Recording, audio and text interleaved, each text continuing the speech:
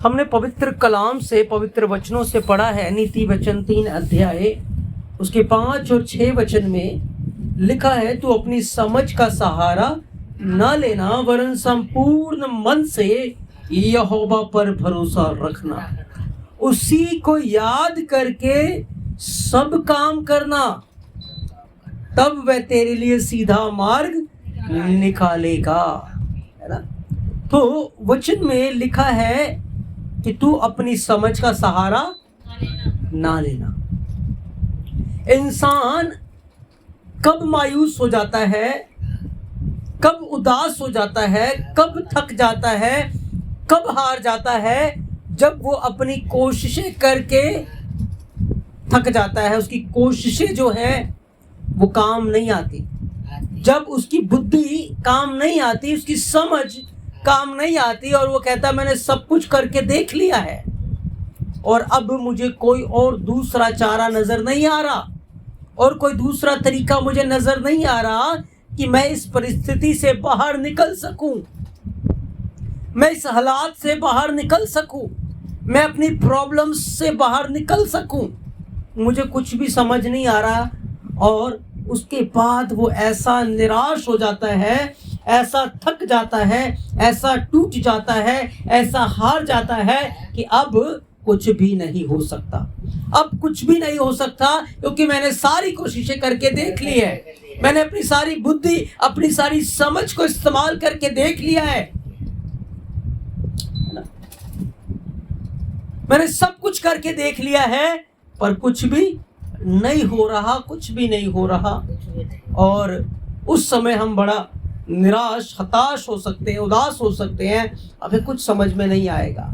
लेकिन बाइबल कहती है कि तू अपनी समझ का सहारा, अपनी समझ का सहारा मत लेना, क्योंकि तेरी जो समझ है वो लिमिटेड है, वो छोटी सी है, तू ज्यादा दूर तक नहीं देख सकता, ज्यादा बातों में आगे तक नहीं जा सकता। तेरी सोच लिमिटेड है, लेकिन तेरा जो परमेश्वर यहोवा है वो अनलिमिटेड है। उसकी सामर्थ्य की और उसके पराक्रम की कोई भी सीमा नहीं है, कोई भी सीमा नहीं है, है ना? इसीलिए बाइबल कहती है तू अपनी समझ का सहारा मत सोच कि यही ऐसे ही हो सकता है, यही रास्ता है, इसी तरीके से हो सकता है। नहीं, बाइबल कहती है तो अपनी समझ का सहारा बिल्कुल भी मत लेना, वरन संपूर्ण मन से यहोवा के ऊपर भरोसा रखना, यानी कि संपूर्ण मन से उसके ऊपर विश्वास रखना कि वो मेरे लिए अद्भुत करेगा, वो मुझे बुद्धि देगा। उससे मांगना कि प्रभु मुझे समझ नहीं आ रहा मैं क्या करूं, प्रभु मुझे बुद्धि दे, यीशु मसीह मुझे समझ दे, मैं इस परिस्थिति में क्या करूं, मेरी सहायता कर, मुझे बल दे कि मैं क्या करूं, मुझे सम्मति दे, मुझे काउंसलिंग कर, मुझे सिखा कि इस वक्त मैं क्या करूं, क्योंकि मैं अपनी कोशिशें करके थक चुका हूं, हार चुका हूं, मुझे कुछ भी समझ में नहीं आ रहा। मेरी इतनी एजुकेशन है, इतनी पढ़ाई लिखाई है, इतनी मैंने डिग्री, एक्सपीरियंस सब कुछ हासिल कर लिया, लेकिन इस समय मैं शून्य हो चुका हूं, मैं टूट चुका हूं, कुछ भी समझ नहीं आ रहा कि क्या करूं, है ना? परिवार की स्थिति ऐसी है कि क्या करूं। इसीलिए बाइबल कहती है तो अपनी समझ का सहारा, हाँ, अपनी समझ के ऊपर निर्भर मत रहना, अपनी सोच के ऊपर निर्भर मत रहना, वरन संपूर्ण मन से, है ना, यहोवा पर भरोसा रखना, क्योंकि वो सामर्थी है, उसके हाथ में सब कुछ है, वो सब कुछ करने की सामर्थ्य रखता है, उसके लिए कुछ भी असंभव, वो हालातों को बदलने की ताकत रखता है, परिस्थितियों को बदलने की ताकत रखता है, सिचुएशंस को बदलने की ताकत रखता है, फाइनेंशियल प्रॉब्लम्स को बदलने की ताकत रखता है, हर चीज को वो बदलने की ताकत रखता है जब हम संपूर्ण मन से उस पे भरोसा रखेंगे, जब हम अपनी समझ का सहारा नहीं लेंगे, कि मैंने हर कोशिश करके देख लिया है, अब कुछ भी नहीं हो सकता। हम खुद डिक्लेयर कर देते हैं, हम खुद कह देते हैं कि अब कुछ नहीं हो सकता, हमने हर कोशिश कर ली। हमने तो कर ली है। कहें प्रभु आप हमारे जीवन में काम करें, आप हमारे जीवन में काम करें, आप हमें बुद्धि दीजिए, जिस मार्ग में चलना है उसमें आप हमारी अगुवाई करें। लिखा है उसको याद करके, उसको रिमेंबर करके, उससे प्रार्थना करके, है ना, उसको प्रथम स्थान देके सब काम करना। जब तू काम करने जाए, जब तू बात करने जाए, जब तू कुछ भी करने जाए, क्या कर? उससे पहले प्रार्थना कर, उससे पहले उसे याद कर, उसे स्मरण कर कि प्रभु मैं अपनी सामर्थ्य के द्वारा नहीं कर पाऊंगा, मैं अपनी बुद्धि के द्वारा नहीं कर पाऊंगा, मैं अपनी ताकत के बलबूते पे नहीं कर पाऊंगा, लेकिन तू सब कुछ कर सकता है ना? आप सब कुछ कर सकते हैं। तब लिखा है वह तेरे लिए सीधा मार्ग निकालेगा, तब वो तेरे लिए मार्ग निकालेगा, तब वो तेरी अगुवाई करेगा, तब वो तुझे बुद्धि देगा, तब वो तुझे समझ देगा कि तुझे क्या करना है और क्या नहीं करना है। तब वो तेरे लिए अंधकार में ज्योति उदय कर देगा।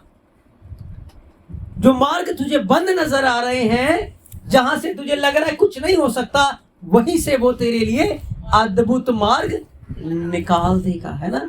इसीलिए आगे कहता है अपनी दृष्टि में बुद्धिमान नहीं होना, यहोवा का भय मानना और बुराई से अलग रहना, है ना? तो हम पढ़ रहे हैं परमेश्वर के वचन में से नीति वचन 3 अध्याय 5 वचन के अंदर हम अद्भुत कुंजी को पा रहे हैं। यहाँ पर अलौकिक कुंजी है कि हमें कैसे अपने जीवन में एक सक्सेस को हासिल करना है, कैसे सफलता को हासिल करना है, क्योंकि हम अपनी समझ का सहारा लेते हैं, हम अपनी बुद्धि का सहारा लेते हैं, हम अपनी चीजों का सहारा लेते हैं, लेकिन मेरा परमेश्वर सर्वशक्तिमान है, मेरा परमेश्वर सब कुछ करने की ताकत रखता है, उसके लिए कोई भी बात असंभव नहीं है, वो सब कुछ कर सकता है, वो ऑलमाइटी है, वो कभी हाथ नहीं खड़े करता, उसकी डिक्शनरी में इम्पॉसिबल वर्ड नहीं है, everything is possible with God. परमेश्वर के लिए सब कुछ संभव है। बाइबल बयान करती है जब याकूब अपने घर से खाली हाथ निकल रहा था, उसके पास कुछ भी नहीं था, और मार्ग में थका हुआ एक पत्थर के ऊपर सिर रखकर सो गया। उसके पास बिस्तर भी नहीं था, उसके पास तकिया भी नहीं था, एक पत्थर के ऊपर सिर रख के सो गया। और एक दर्शन उसको आया, उसने एक सीढ़ी देखी जो स्वर्ग तक जाती थी, और उस सीढ़ी से स्वर्गदूत ऊपर और नीचे आया जाया करते थे, और उसमें से ऊपर से उसने आवाज सुनी कि मैं तेरे दादा का परमेश्वर, तेरे पापा का परमेश्वर और तेरा परमेश्वर, मैं तुझे सचमुच आशीष दूंगा।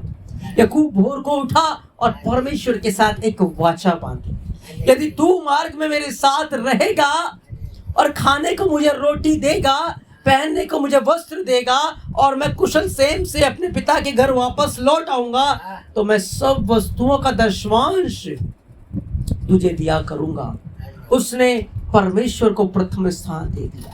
उसने प्रभु को याद किया कि प्रभु मैं अपने बल से तो नहीं कर पाऊंगा, अपनी ताकत से तो नहीं कर पाऊंगा।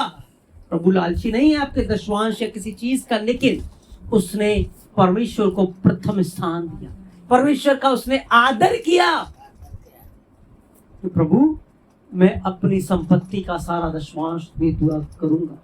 उसने वाचा बांधी और अपनी समझ का सहारा, उसने कहा यदि तू मुझे देगा, मैं अपने बल से हासिल नहीं करूंगा, मैं अपनी समझ से हासिल नहीं करूंगा, यदि तू मुझे देगा, यदि तू मेरी सहायता करेगा, यदि तू मेरे साथ रहेगा।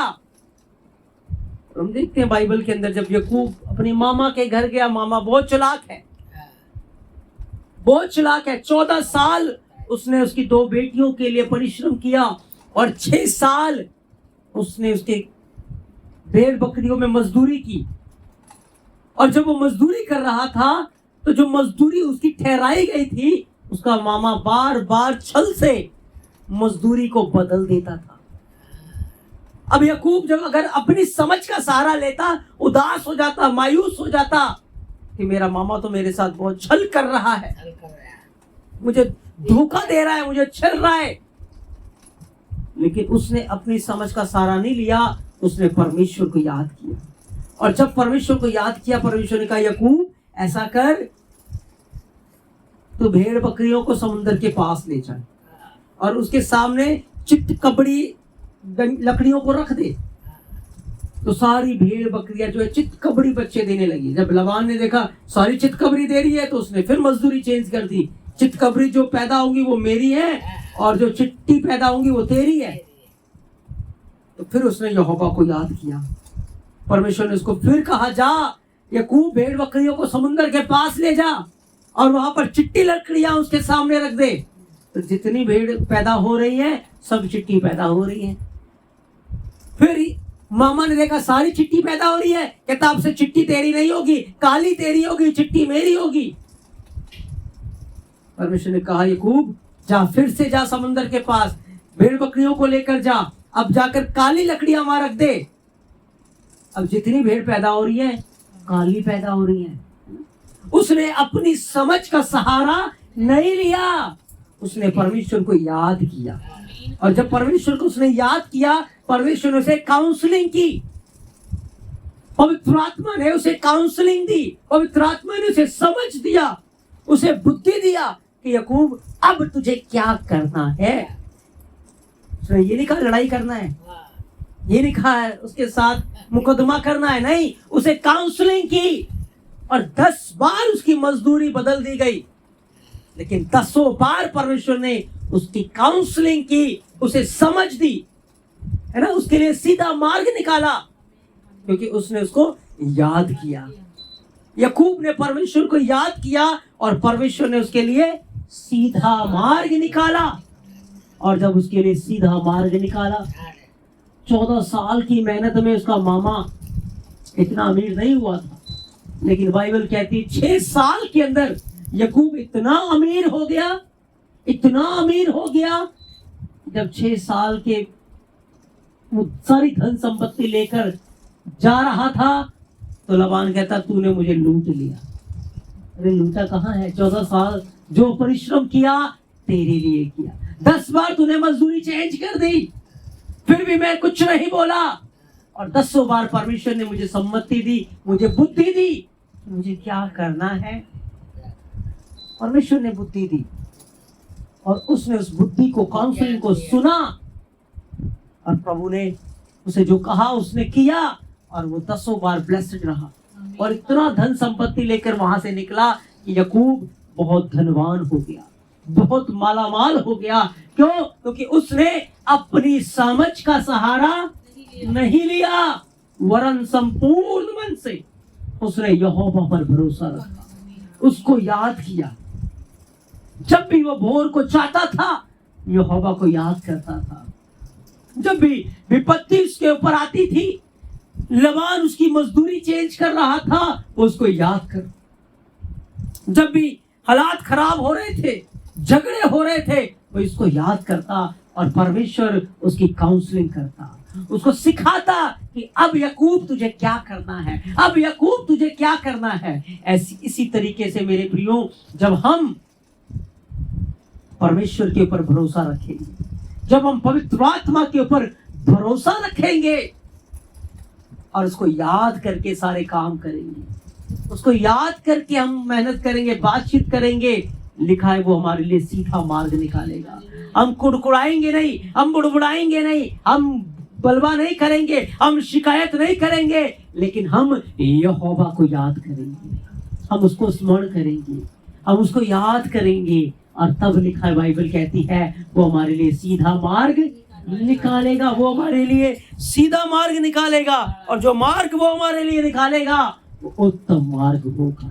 हमें अपनी बुद्धि का सहारा नहीं लेना, अपनी समझ का सहारा नहीं लेना, लेकिन परमेश्वर का सहारा लेना है, परमेश्वर का सहारा लेना है। हर बात में वो हमारी सहायता करने के लिए सामर्थी परमेश्वर है।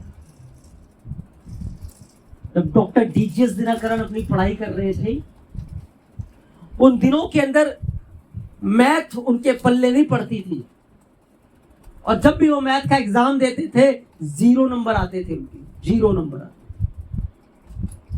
और उस समय वो रोने लगे और पवित्र आत्मा से सहायता मांगने लगे, प्रभु मेरी सहायता कर, मैं क्या करूं, मुझे कुछ समझ नहीं आ रहा, बहुत टेंशन में है कि मैं क्या करूं। तो वो प्रार्थना करने लगे, प्रार्थना करने लगे, प्रार्थना करने लगे। तब वो देखते रोज एक पुरुष उसके घर में आता, उसको देख नहीं पाते वो,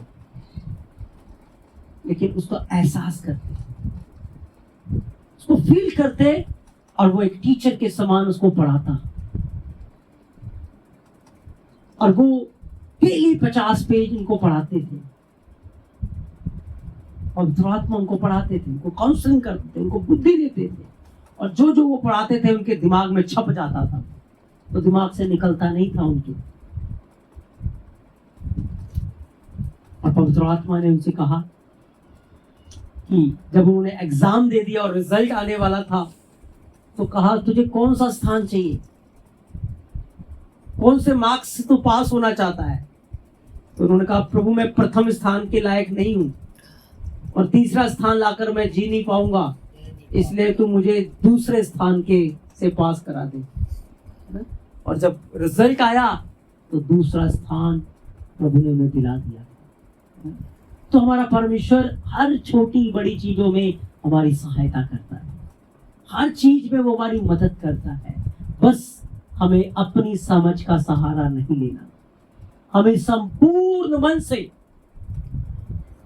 उसके ऊपर भरोसा रखना है, उसको याद करके हमें सारे काम करने हैं।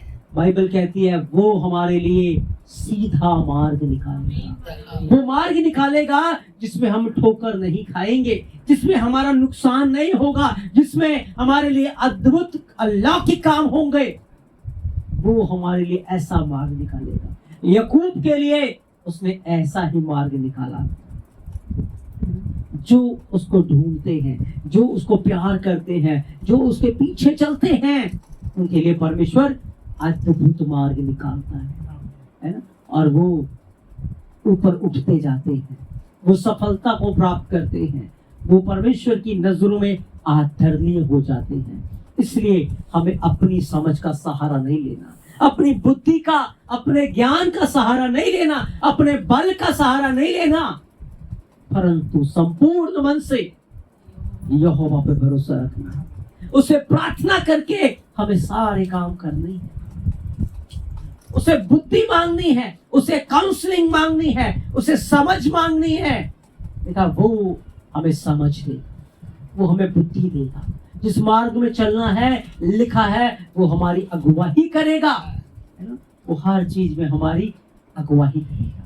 कब? जब हम संपूर्ण मन से उस पर भरोसा रखेंगे, अपनी समझ का सहारा नहीं लेंगे, तब वो हमारे लिए सीधा मार्ग निकालेगा।